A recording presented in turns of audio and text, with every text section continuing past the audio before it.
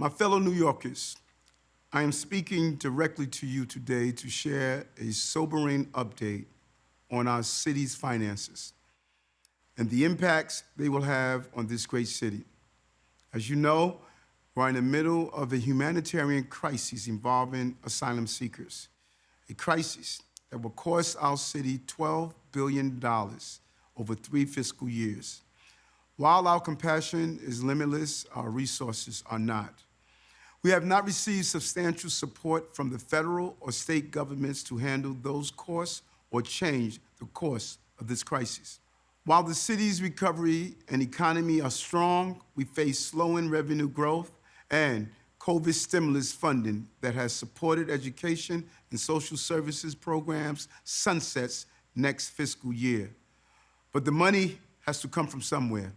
By law, we're required to balance our budget. In this context, and to secure our city's financial future, unless the economy performs better than expected, we're forced to consider significant cost-saving measures.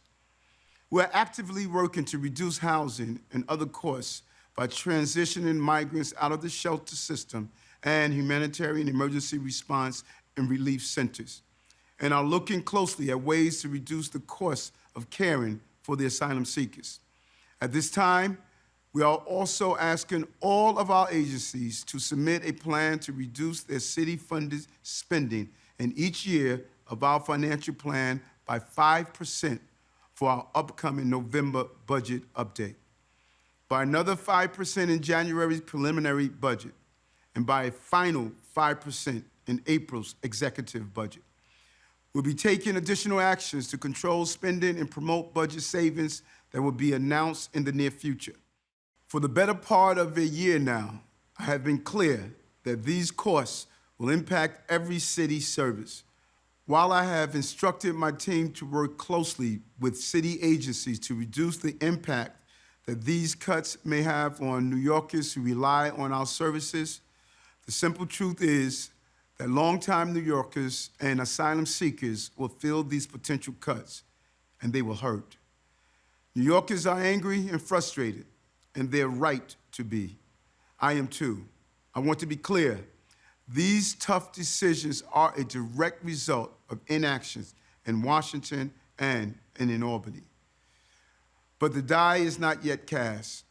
We can still avoid these cuts if Washington and Albany do their part by paying their fair share and coming up with a decompression strategy that reduces the pressure on New York City so we are not forced to manage this crisis almost entirely on our own.